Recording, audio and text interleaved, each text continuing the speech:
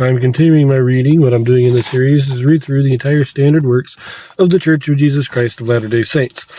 This consists of the Bible, the Book of Mormon, the Doctrine and Covenants, and the Pearl of Great Price. I am reading in a chronological order of events, not according to publication or volume, so I will be skipping around a little bit as I move along. Now, I have just started in the first book of Samuel. I am on chapter 2, but just to remind everybody that these early chapters in the early days of Samuel's life take place at the same approximate time as the 20 years that Samson judged Israel. So these are happening at the same time. Anyways, chapter 2. Hannah sings praises to the Lord. Samuel ministers before the Lord. Eli blesses Elkanah and Hannah, and they have sons and daughters. Sons of Eli reject the Lord and live in wickedness. The Lord rejects the house of Eli.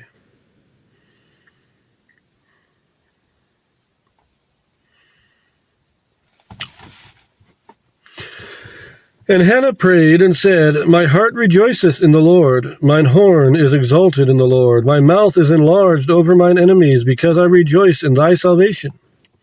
There is none holy as the Lord, for there is none beside thee. Neither is there any rock like our God. Talk no more so exceeding proudly.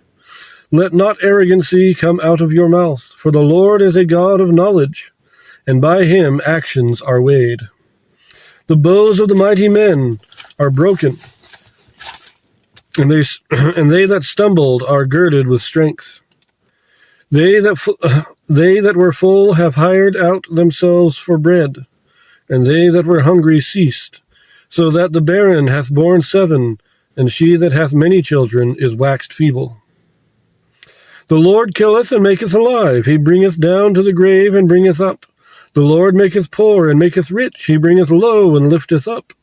He raiseth up the poor out of the dust, and lifteth up the beggar from the dunghill, to set them among the princes, and to make them inherit the throne of glory. For the pillars of the earth are the Lord's, and he hath set the world upon them. He will keep the feet of his saints, and the wicked shall be silent in darkness. For by strength shall no man prevail.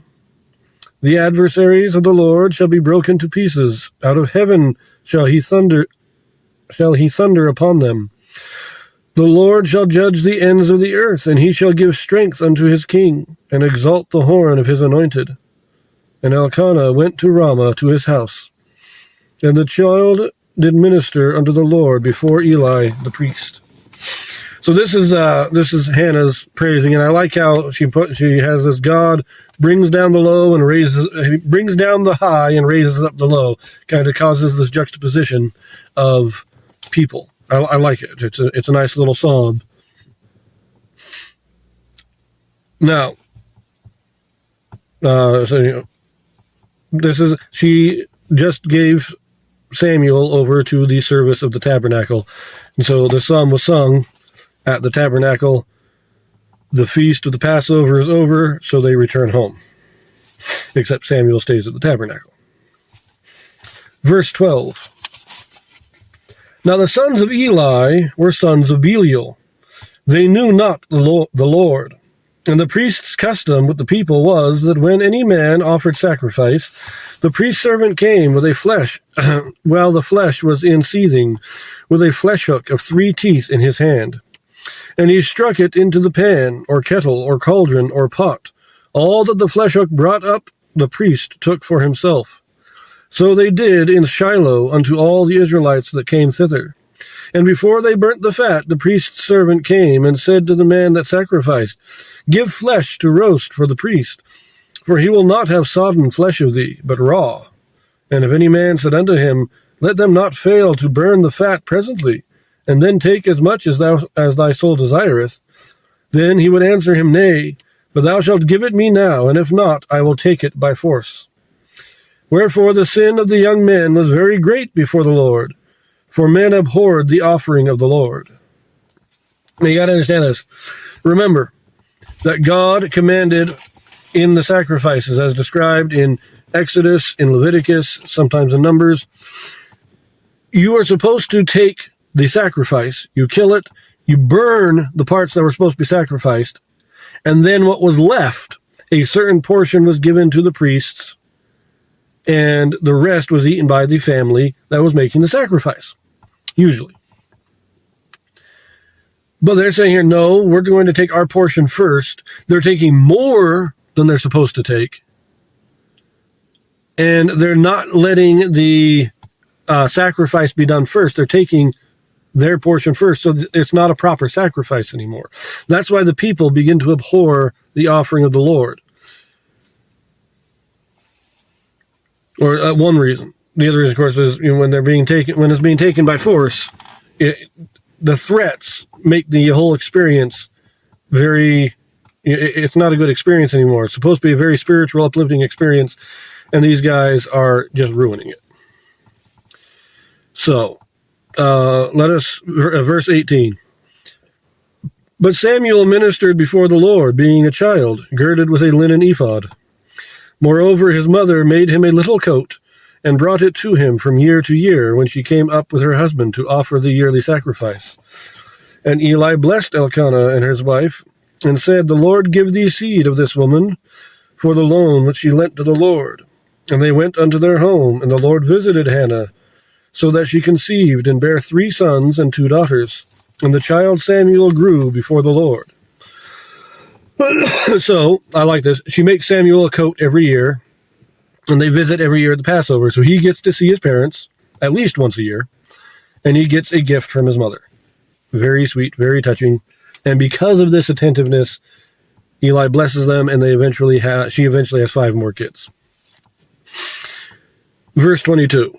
Now Eli was very old, and heard all that his sons did unto all Israel, and how they lay with the women that assembled at the door of the tabernacle of the congregation. And he said unto them, Why do ye such things? For I hear of your evil dealings by all this people. Nay, my sons, for it is no good report that I hear. Ye make the Lord's people to transgress. If one man sin against another, the judge shall judge him. But if a man sin against the Lord, who shall entreat for him? Notwithstanding, they hearken not unto the voice of their father, because the Lord would slay them. And the child Samuel grew on, and was in favor both with the Lord and also with men. So we get this comparison of the sons of Eli to Samuel. Samuel's a young child, as I say, probably 5, 6 years old when he's left at the tabernacle. He's growing up. Maybe he's about 10 years old now. And he does the service that he's supposed to do. And he's got his own little ephod. So he's actually kind of made a priest. He's made an honorary priest, wearing his own ephod and everything. It's a fun little image in the mind. On the other hand, the sons of Eli are sleeping with the women. They're probably not just seducing women, but they're probably kind of blackmailing them, using their priesthood to kind of force them to sleep with them. Eli knows what they're doing is evil, but he doesn't stop them. That's an important note. Eli does not stop them. He rebukes them, he chastises them, but he does not kick them out of the priesthood. Verse 27, And there came a man of God unto Eli, and said unto him, Thus saith the Lord, Did I plainly appear unto the house of thy father when they were in Egypt in Pharaoh's house? And did I choose him out of all the tribes of Israel to be my priest, to offer upon mine altar, to burn incense, to wear an ephod before me? And did I give unto the house of thy father all the offerings made by fire of the children of Israel? Wherefore kick ye at my sacrifice and at my offering, which I have commanded in my habitation, and honorest thy sons above me, to make yourselves fat with the chiefest of all the offerings of Israel my people? Wherefore the Lord God of Israel saith, I said indeed that thy house and the house of thy father should walk before me forever. But now the Lord saith, Be it far from me, for them that honor me I will honor, and they that despise me shall be lightly esteemed. Behold, the days come that I will cut off thine arm, and the arm of thy father's house, that there shall not be an old man in thine house. And thou shalt see an enemy in my habitation, in all the wealth which God shall give Israel. And there shall not be an old man in thine house forever. And the man of thine, whom I shall cut off from thine altar, shall be to consume thine eyes, and to grieve thine heart, and all the increase of thine house shall die in the flower of their age. And this shall be a sign unto thee, that shall come upon thy two sons, on Hophni and Phinehas. In one day they shall die both of them.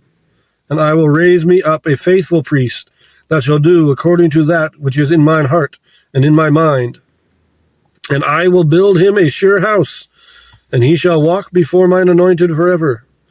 And it shall come to pass that every one that is left in thine house shall come and crouch to him for a piece of silver and a morsel of bread, and shall say, Put me, I pray thee, into one of the priest's offices, that I may eat a piece of the bread. Sorry.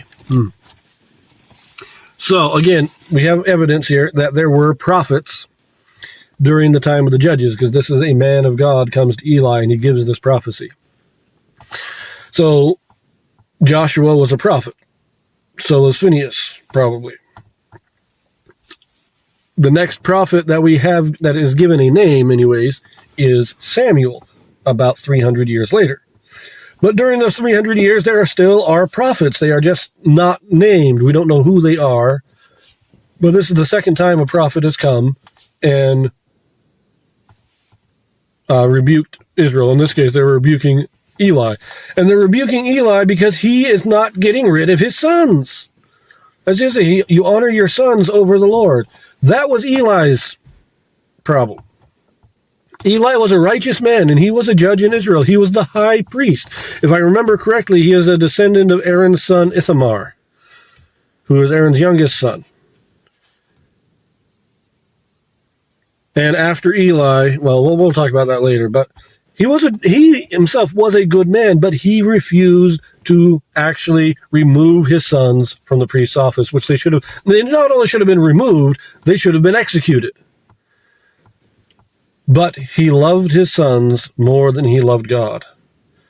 And because of that, his house was going to be, will be destroyed. That is what's being said. Your sons are going to be killed in one day. Nobody in your family, in your immediate family, is going to live into old age after you.